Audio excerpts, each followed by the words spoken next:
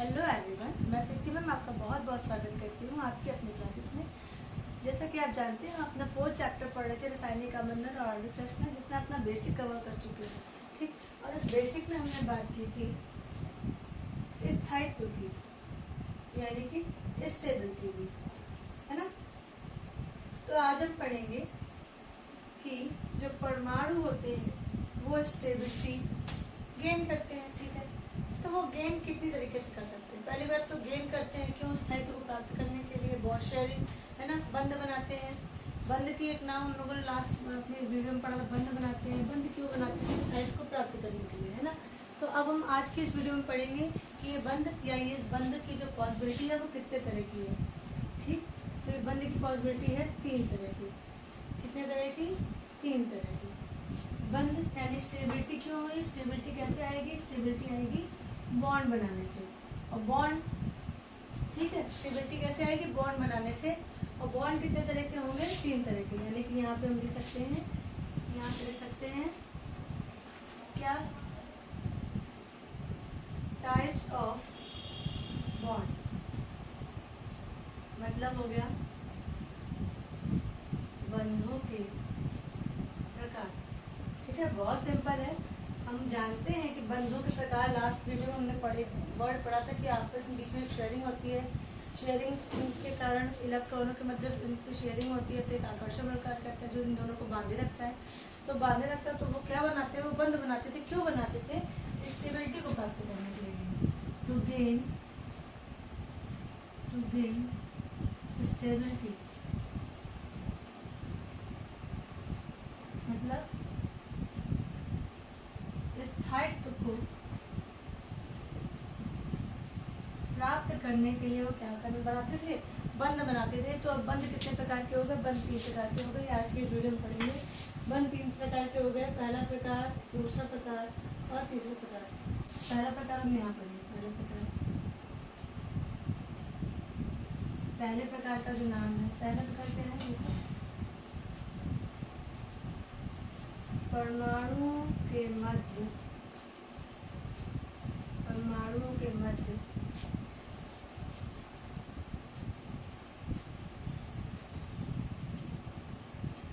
इलेक्ट्रॉनों के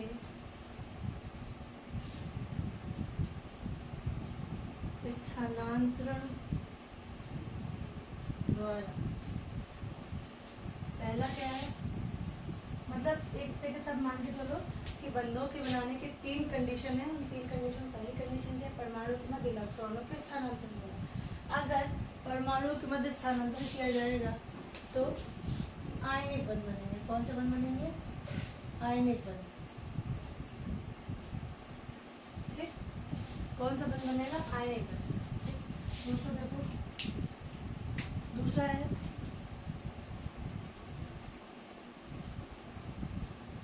परमाणुओं के मध्य इलेक्ट्रॉनों की साझेदारी द्वारा। साझेदारी से अगर कोई बंध बनेगा तो उसको बोलेंगे संयोजक बंध। क्लियर? राइटिंग में पॉइंट समझ में आ रहा है आपको? तीसरा देख लेते हैं। तीसरा क्या है? अब है 2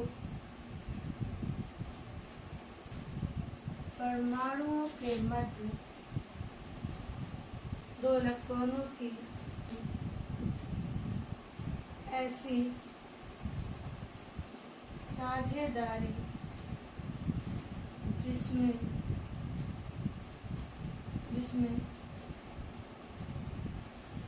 साझे के दोनों इलेक्ट्रॉन किसी एक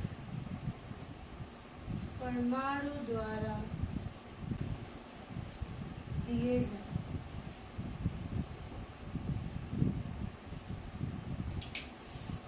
मतलब बनेगा यहाँ पे उपसह संयोजक,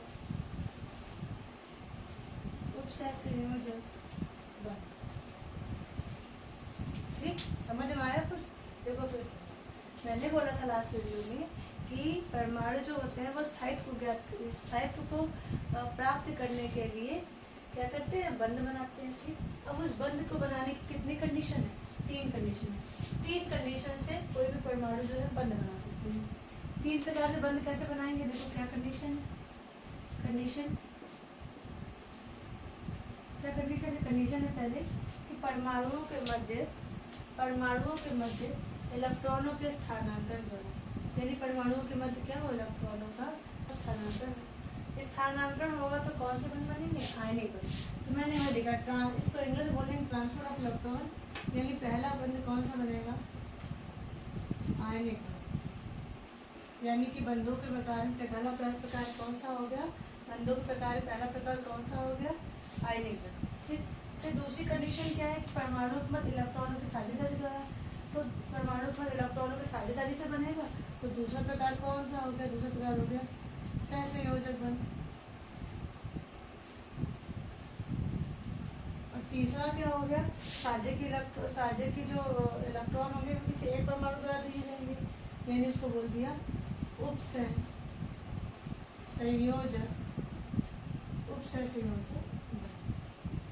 ठीक, क्लियर आ गया, समझ में आ गया। यानी कि हमें क्या करना है, हमें क्या पढ़ना है कि बंधों को बनाने की 3 कंडीशन है। वो कंडीशन ये कि परमाणु मध्य इलेक्ट्रॉनों का स्थानांतरण हो, परमाणुओं के मध्य इलेक्ट्रॉनों की साझेदारी हो तो भी बंध बनेगा, और परमाणुओं के मध्य ऐसी साझेदारी हो उसमें एक परमाणु या इलेक्ट्रॉन युग्म में जो है वो एक परमाणु द्वारा दिया जाए, दूसरा उसको ग्रहण करे। ठीक है, तो ये 3 कंडीशन है, और इन 3 कंडीशनों से 3 तरह के बंध बनते हैं। वो 3 तरह के बंध ये हैं, आयनिक बंध, उपसंयोजक बंध और सहसंयोजक बंध। अब हम इन बंधों को डिटेल में पढ़ेंगे। ठीक है, तो चलिए पहला हम पढ़ते हैं,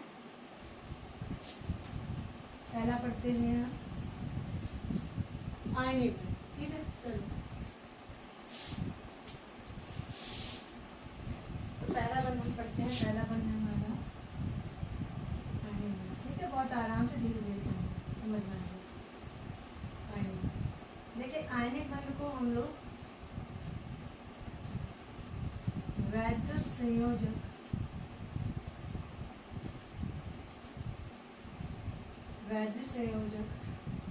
बंध भी कहते हैं। ठीक है, वैद्युत संयोजक हम कहते हैं, आयनिक बंध को वैद्युत संयोजक बंध भी कहते हैं। अब कुछ बुक में आपको मिलेगा ध्रुवीय बंध। ठीक, चलो क्या होता है आयनिक बंध, आयनिक बंध क्या होता है, देखो हमने क्या पढ़ा,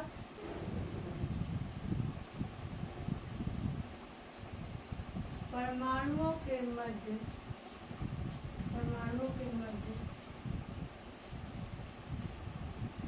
इलेक्ट्रॉनों के स्थानांतरण के द्वारा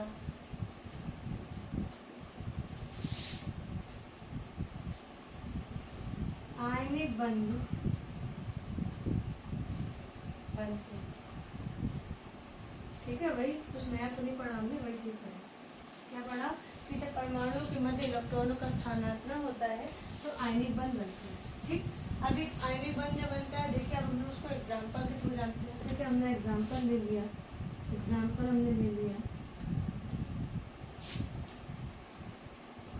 NaCl। ठीक, क्या एग्जाम्पल ले लिया, NaCl। अब देखो Na और Cl, Na का जो परमाणु क्रमांक होता है कितना होता है, 11, क्लोरीन में कितना होता है, 17। देखो 2 8 1, इसका कितना होता है, 2 8 7। ठीक, एक नियम को और ध्यान देंगे, हम लोगों ने पीछे पढ़ा है, वो है अष्टक नियम। इस नियम को ध्यान में रखते हुए हम मॉर्निंग कर पढ़ेंगे। ठीक है, अष्टक नियम का मतलब था बाहरी कक्षा में 8 इलेक्ट्रॉन होना। ठीक है, हीलियम को छोड़कर, हीलियम में 2 होंगे, बाकी समय बाहरी कक्षा में कितने इलेक्ट्रॉन होंगे, 8 होंगे। किसको छोड़कर, हीलियम को छोड़कर, यानी इसको छोड़कर सबके अष्टक नियम में क्या है, बाहरी कक्षा में कितने इलेक्ट्रॉन होने चाहिए, 8 इलेक्ट्रॉन होने चाहिए। ठीक है, अब सोडियम का परमाणु क्रमांक कितना है, 2 8 1, और क्लोरीन कितना है, 2 8 7। अब हम अष्टक नियम को फॉलो करते हुए इनके बीच में इलेक्ट्रॉनों का स्थानांतरण याद रखिएगा, स्थानांतरण कैसे कराएं। ठीक है, देखिए हम अब इलेक्ट्रॉन बनाते हैं, देखिएगा इलेक्ट्रॉन बनाए। ये रहा हमारा सोडियम, और ये रहा हमारा क्लोरीन। ठीक, इसके बाह्यतम कक्षा में कितने इलेक्ट्रॉन है? 2 8 है। तो हम ये इलेक्ट्रॉन नहीं बनाएंगे क्योंकि हमें पता है कि अंतिम कक्षा के जो इलेक्ट्रॉन होते हैं वो क्या होते हैं? संयोजी इलेक्ट्रॉन, है ना। अब हमने पीछे पढ़ा था कि अंतिम कक्षा के इलेक्ट्रॉन क्या होते हैं? संयोजी इलेक्ट्रॉन, वही इलेक्ट्रॉन जो है साझेदारी में भाग लेते हैं। ठीक है, तो हमने इसमें क्या किया देखो, तो संयोजी इलेक्ट्रॉन हमने बना दिया। संयोजी इलेक्ट्रॉन कितना है हमारा? 1 तो हमने एक बना दिया। याद रखिएगा लुईस स्ट्रक्चर जब बनाएंगे तो जब हम दोनों के इलेक्ट्रॉन बनाएंगे तो एक के इलेक्ट्रॉन क्रॉस से बनाएंगे तो दूसरे के इलेक्ट्रॉन डॉट से बनाएंगे। ठीक, तो उसके बाह्यतम कोश में कितने इलेक्ट्रॉन? 1, तो हमने 1 इलेक्ट्रॉन बना दिया। ठीक, यहाँ लिखेंगे कितना? 2 8 1। ठीक, इधर देखो यहाँ पे कितने बाह्यतम कोश में इलेक्ट्रॉन? 7, तो यहाँ 7 इलेक्ट्रॉन बना देंगे। देखो 1 2 3 4 5 6 7। ठीक है, ये कितना हो गया? 2 8 7। अभी क्या करेंगे? अब हम क्या करेंगे? ये यहाँ पे एक्स्ट्रा इलेक्ट्रॉन, एक्स्ट्रा क्यों है? क्योंकि अष्टक का नियम क्या कहता है? अष्टक का नियम ये कहता है कि बाह्यतम कक्षा में कितने इलेक्ट्रॉन होते हैं? बाह्यतम कक्षा में 8 इलेक्ट्रॉन होने चाहिए। अब यहाँ पे एक ज़्यादा है और यहाँ पे एक कम है। अब क्यों? क्योंकि यहाँ पे 8 होने चाहिए, तो कहीं से क्या हम इसको 7 दे सकते हैं? नहीं, पॉसिबल ही नहीं है कि हम इसको कहीं से 7 अरेंज करके दें, लेकिन इसको 1 अरेंज करके दे सकते हैं, नहीं, क्योंकि यहाँ पे 7 है। तो ये इलेक्ट्रॉन जो है अपना इसको दे देगा। समझ में आया? ये इलेक्ट्रॉन अपना इसको क्या करेगा? दे देगा। देने के बाद जब ये इलेक्ट्रॉन दे देगा इसको, यहाँ देखेंगे ये रहा सोडियम और ये रहा क्लोरीन। जहाँ इसके पास 7 इलेक्ट्रॉन थे, 1 2 3 4 5 6 7, वहाँ 1 इलेक्ट्रॉन लेने के बाद 1 इलेक्ट्रॉन किसने दे दिया? देखो यहाँ पे थे 2 8 1, इधर था 2, इधर था हमारा 2 8 7। जहाँ पे हम बोल रहे हैं कि इसने 1 इलेक्ट्रॉन ले लिया। और हाँ, ये जो इलेक्ट्रॉन देते हैं इसको हम किससे दिखाते हैं? एरो से दिखाते हैं, तीर से प्रदर्शित करते हैं। इलेक्ट्रॉन को देते हुए हम तीर को प्रदर्शित करते हैं। ट्रांसफर ऑफ इलेक्ट्रॉन को हम कैसे बताते हैं? तीर के सहायता से। तो 1 इलेक्ट्रॉन दे दिया, देने से यहाँ पे आ गया ये इलेक्ट्रॉन। जो इलेक्ट्रॉन यहाँ था ये वाला क्रॉस वाला, ये जो इलेक्ट्रॉन यहाँ था ये कहाँ आ गया? ये यहाँ आ गया। देखो ये आ गया। ठीक है, अब देखो इलेक्ट्रॉन बिलो कितने हैं इसके? हाँ, इसके अब देखो, अब यहाँ पे जो इलेक्ट्रॉन से 2 8 1 इलेक्ट्रॉन दे दिया, तो यहाँ कितने बचे? सोडियम का बचे 2 8। ठीक, और इसने जो 1 इलेक्ट्रॉन ले लिया, देखो 1 2 3 4 5 6 7 8, कितने इलेक्ट्रॉन? और 8 होगा, यानी कि 2 7 के बाद क्या हो गया? 2 8। अष्टक नियम कंप्लीट हो गया। देखो 2 8 और 2 8 8। ठीक है, अच्छा आप क्या करते हैं कि क्योंकि ये ट्रांसफर ऑफ इलेक्ट्रॉन हुआ है तो देने के कारण ये जो इलेक्ट्रॉन इसने इलेक्ट्रॉन दिया है इस पर प्लस चार्ज हो जाएगा, क्योंकि इसने 1 इलेक्ट्रॉन को दिया है। क्या आ जाएगा? Plus charge. ठीक, और क्योंकि इसने 1 इलेक्ट्रॉन लिया है तो इस पर क्या आ जाएगा? 1 माइनस चार्ज। ठीक है, इसको प्लस करिए। समझ में आया? कोई नई चीज़ नहीं हुई है। क्या देखो, पहली बात तो हम जब ट्रांसफर ऑफ इलेक्ट्रॉन करते हैं दो इलेक्ट्रॉनों का स्थानांतरण करेंगे अष्टक नियम को फॉलो करते हुए। अष्टक नियम को जब हम फॉलो करेंगे तो अष्टक नियम में हम देखेंगे क्योंकि दोनों कक्षाओं की इसके बाह्यतम कोश में 8 इलेक्ट्रॉन हो। 8 इलेक्ट्रॉन तो यहाँ पे है नहीं, यहाँ कितने इलेक्ट्रॉन है? यहाँ 1 इलेक्ट्रॉन है। तो क्या कोई तरीका है कि हम यहाँ पे 7 कर दें, या इनके पास इनको क्या है? ये 7 ये 8 हो सकते हैं। हाँ, इनको हम 7 नहीं दे सकते, कहीं से 7 अरेंज करना मुश्किल है, बजाय 1 के तो हम इसको 1 अरेंज करवा देते हैं। तो ये 1 इलेक्ट्रॉन जो है अपना यहाँ पर इसको 1 दे देता है। देने के कारण यहाँ पे कितना बचता है? 2 8। ठीक, तो ये बच्चे हमारे 2 8, यहाँ 2 8 1 था, 1 इलेक्ट्रॉन से दे दिया। ये हम दिखा रहे हैं ट्रांसफर ऑफ इलेक्ट्रॉन। 1 इलेक्ट्रॉन दे दिया तो ये बचा 2 8। ठीक, और उसने 1 इलेक्ट्रॉन ले लिया, 2 8 7 था, 1 इलेक्ट्रॉन और लेने के बाद क्या होगा? 2 8 8। ठीक है, अब यहाँ पे जो इलेक्ट्रॉनों की कमी हुई है, सोडियम ने जो 1 इलेक्ट्रॉन दिया है उसको हम दिखाएंगे प्लस चार्ज से, क्योंकि हमने आपको बताया था क्या? देने वाला महान, ये याद रखिएगा, जो इलेक्ट्रॉन देगा वो महान होगा, उसको पॉजिटिव चार्ज आएगा। और लेने वाला ये आपको पीछे हम बता चुके हैं, ऋणी, उस पर निगेटिव चार्ज आएगा। क्योंकि इसने 1 इलेक्ट्रॉन दिया है इसलिए इस पर 1 प्लस चार्ज है, और क्योंकि इसने 1 इलेक्ट्रॉन लिया है इसलिए इस पर माइनस चार्ज है 1। ये हो गया 2 8 8, ये हो गया 2 8 8। K और L कक्षा दोनों में ही 8 8, इसमें K कक्षा में 2 इलेक्ट्रॉन मैक्सिमम होते हैं, ये भी फुलफिल है। K कोश में इसमें ये भी फुलफिल है, ये भी फुलफिल है ना। अष्टक के नियम को फॉलो करते हुए बाइथम कक्षा में 8 इलेक्ट्रॉन है दोनों में, ठीक है। तो ये हो गया इसके ट्रांसफर ऑफ इलेक्ट्रॉन, और ट्रांसफर ऑफ इलेक्ट्रॉन से बना हमारा आयनिक बंध। कौन सा बंध बना हमारा? आयनिक बंध।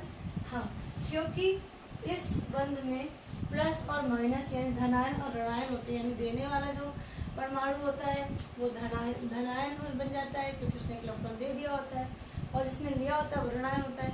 इसलिए इस बंध को हम वैद्युत संयोजक बंध भी कहते हैं, और ठीक है, और ध्रुवीय बंध के द्वारा भी इसको जानते हैं। ठीक, समझ में आ गया। अब हम पढ़ते हैं इसका दूसरा एग्जाम्पल, क्योंकि पहला था आपको समझ में आया होगा थोड़ा थोड़ा। चलो देखते हैं यहाँ पे इसका दूसरा एग्जाम्पल। तो अब बात करते हैं अपने दूसरे एग्जाम्पल। दूसरा एग्जाम्पल हमारा CaCl2। देखिए, कैल्शियम का एटॉमिक नंबर होता है, कैल्शियम होता है 20, ठीक, और क्लोरीन होता है 17, जैसा आप देख चुके हो। चलो इसको लिखेंगे 2, चलो वैसे निकाल लो आप।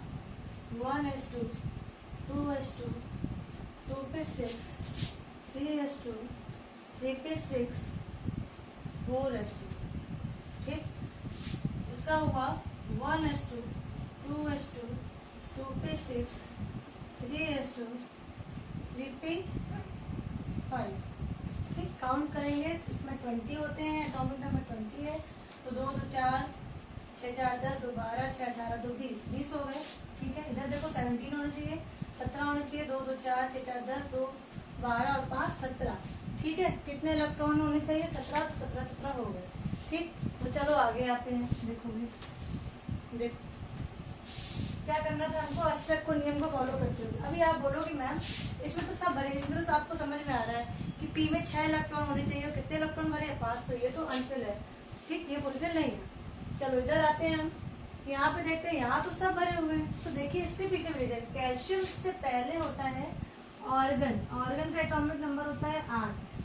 ये ऑर्गन जो है ये नोबल गैस है, उत्कृष्ट गैसें हैं या निष्क्रिय गैसें हैं, ठीक। इसके अष्टक, इसके जो अष्टक होते हैं ये फुल होते हैं, ये अष्टक के नियम को फॉलो करते हैं, और इसके बाइटम कोश हमेशा भरे हुए होते हैं। जैसे देखो 1s2, 2s2, 2p6, 3s2 और 3p6, ठीक। और यही चीज यहाँ है, बस यहाँ 4s2 एक्स्ट्रा है, वो भी भरा हुआ है। लेकिन क्योंकि इसके बाद में आता है कैल्शियम, इसके बगल में, कैल्शियम के बगल में ऑर्गन है, ऑर्गन नोबल गैस है, तो इसमें भी प्रवृत्ति होती है कि ये भी अपने आप को ऑर्गन की तरह बनाना चाहता है कि हम भी ऑर्गन की तरह हो जाएं, और हमारे भी ऑर्गन की तरह हम भी हो जाएं, और हमारे भी अष्टक जो है या बाइटम कोश जो हो वो भरा हो, हम भी स्टेबल हो ऑर्गन की तरह। इसलिए क्या करता है, इसकी टेंडेंसी होती है इलेक्ट्रॉन देने की, ये भी इलेक्ट्रॉन देना चाहता है कि हम भी यही इलेक्ट्रॉनिक विन्यास गेन कर लें, ये मेरे पास जो एक्स्ट्रा ये चला जाए, तो हम भी ऑर्गन की तरह स्टेबल हो जाएं, स्थायी हो जाएं, क्योंकि हर कोई स्थायी होना चाहता है। यहाँ पे देखो क्या कंडीशन है, यहाँ पे एक इलेक्ट्रॉन कमी है, तो ये चाहते हैं कि हमें भी इलेक्ट्रॉन मिल जाए, हम भी स्थायी इलेक्ट्रॉनिक विन्यास प्राप्त कर लें। देखिए कैसे होगा, देखो कैल्शियम कितना है, कैल्शियम देखो कितना है, कैल्शियम हमारा 20 है ना, तो हम लिख सकते हैं 2 8 8 कितना होगा, देखो 2 8 10, 8 18 और 2, तो यही 2 इलेक्ट्रॉन तो एक्स्ट्रा है, अष्टक नियम को फॉलो नहीं कर रहे। इधर है क्लोरीन और इधर है हमारा क्लोरीन। क्लोरीन के लिखने का तरीका है, देखो हम इसको 2 तरीके से लिख सकते हैं, अभी आपको दोनों तरीके बता देंगे। 2 8 7, क्योंकि 17 होता है, ये हुआ 2 8 7। फिर हमने आपको बताया कि बाइटम कोश के जो इलेक्ट्रॉन है वो बनाए जाते हैं, चलो बनाओ, कितने बनाने? 7। तो 1 2 3 4 5 6 7, ठीक। इधर बना लो 1 2 3 4 5 6 7, ठीक, क्लियर है। यहाँ पे 2 बनाने, इनको 2 बना लो, चलो बना लिया, एक ये बना लिया, एक ये बना लिया, ठीक, समझ में आ गया। बाइटम कोश के इलेक्ट्रॉन बनाए जाते हैं, अल्टरनेट बनाएंगे अगर हमें बनाना है, एक बार डॉट से और एक बार क्रॉस से, एक बार बिंदु से और एक बार गुणे के निशान से हम इसको प्रदर्शित करते हैं इलेक्ट्रॉनों को। चलो अभी क्या करना है, देखो इसको पास एक इलेक्ट्रॉन की कमी अब साफ साफ दिख रहा है कि ये 2 8 8 होना चाहता है, और यहाँ पे 2 इलेक्ट्रॉन एक्स्ट्रा है, तो ये इलेक्ट्रॉन इनको दे देगा, ठीक, और यहाँ पे ये इलेक्ट्रॉन इनको दे देगा। तो जब ये इलेक्ट्रॉन इनको दे देंगे तो नया क्या प्राप्त होगा, देखो नया प्राप्त होगा आपको, अब की बार जो यहाँ पे कैल्शियम प्राप्त होगा, अब की बार जो यहाँ पे आपका कैल्शियम प्राप्त होगा उसका यहाँ पे इलेक्ट्रॉनिक विन्यास होगा 2 8 8। ठीक, समझ पा रहे हो। और यहाँ पे जो क्लोरीन प्राप्त होगा इसका होगा 2 8 और 8, इसका जो होगा यहाँ पे वो होगा 2 8 और 8। क्लियर, अभी समझ में आ रहा है, सबका एक जैसा है। चलो ऊपर बना लेते हैं, नीचे आपको नहीं दिख रहा है, चलो यहाँ बना लेते हैं इधर। ठीक, यहाँ पे रहा कैल्शियम, ये रहा क्लोरीन, ये रहा क्लोरीन, 1 2 3 4 5 6 7, 1 2 3 4 5 6 7, 1 2। ठीक है, ये है हमारा, देखो ये हमारा है 2 8 7, ये है हमारा 2 8 8 2, और ये हमारा 2 8 7। यहाँ पे मैक्सिमम इलेक्ट्रॉन कितने होने चाहिए, कितना चाहता है हमें 1 इलेक्ट्रॉन मिल जाए, तो ये इनसे 1 इलेक्ट्रॉन मांग लेता है। यहाँ पे देखो ये इलेक्ट्रॉन मांगते हैं, ये इनसे इलेक्ट्रॉन मांग लेते हैं, तो नया इलेक्ट्रॉन बनना है जिसको हम किस तरह से लिख सकते हैं, देखो इसको हम इस तरह से लिख सकते हैं, जो सेम बनी है ना। अभी इन्होंने 1 इलेक्ट्रॉन इसको दे दिया, देने के कारण यहाँ पे क्या आ गया, देखो देने के कारण यहाँ पे आ गया आपकी बार प्लस चार्ज, क्या आ गया प्लस चार्ज, और इन्होंने क्योंकि इलेक्ट्रॉन लिया है तो यहाँ पे क्या आ गया निगेटिव चार्ज। क्लियर, यहाँ पे इलेक्ट्रॉन संख्या कितनी हो गई, गिनो 1 2 3 4 5 6 7 खुद की थी, 1 इलेक्ट्रॉन आ गया जिसे हम माइनस से प्रदर्शित कर रहे हैं, तो क्या हो गया हमारा, देखो इससे लिख लेते हैं ब्लू से तो अलग हो जाएगा 2 8 8। यहाँ पे इलेक्ट्रॉनों की वृद्धि हो गई। इधर देख लो, यहाँ पे देखो इसने ये इलेक्ट्रॉन दे दिया तो देने के कारण यहाँ पे आ गया प्लस चार्ज। ठीक, इलेक्ट्रॉन दे दिया तो यहाँ पे क्योंकि इसने लिया, लेने वाला ऋणी, इसने 1 इलेक्ट्रॉन लिया तो नेगेटिव चार्ज आ गया। ठीक, तो देखो 1 2 3 4 5 6 7 और 1 इलेक्ट्रॉन आया तो कितना हो गए, ये हो गए 8। यहाँ देख लेते हैं, इन्होंने 1 इलेक्ट्रॉन इधर दे दिया, 1 इलेक्ट्रॉन इधर दे दिया, इधर देने का यहाँ प्लस चार्ज, इधर देने का यहाँ प्लस चार्ज, यहाँ इलेक्ट्रॉनों की संख्या कितनी बची 2 8 8, क्योंकि बाकी के जो 2 इलेक्ट्रॉन थे इन्होंने दे दिए। अब समझ में आया आपको। ट्रांसफर ऑफ इलेक्ट्रॉन, कोई एक परमाणु अपने इलेक्ट्रॉन को ट्रांसफर कर देता है अष्टक नियम को फॉलो करने के लिए, और दूसरा ग्रहण करता है अष्टक नियम। देखो अभी भी देखो 2 8 8 2 8 8 2 8 8, सभी ने आर्गन का इलेक्ट्रॉनिक विन्यास, आर्गन के आसपास ये क्लोरीन 17 था, आर्गन यहाँ पे 18 था, और कैल्शियम यहाँ पे 20 था। ये इनकी तरह सब होना चाहते, ये भी हो गए और ये भी हो गए। क्लियर हो गया, बढ़े आगे हम तीसरे नियम पे, सॉरी तीसरे एग्जाम्पल पे, जब तक आपको क्लियर ना हो जाए। ठीक, क्लियर। चलो अब हम पढ़ते हैं अपना तीसरा एग्जाम्पल। तीसरा एग्जाम्पल है हमारा, हमने एग्जाम्पल पढ़े NaCl CaCl2। ठीक, और तीसरा एग्जाम्पल पढ़ने जा रहे हैं हम NGU।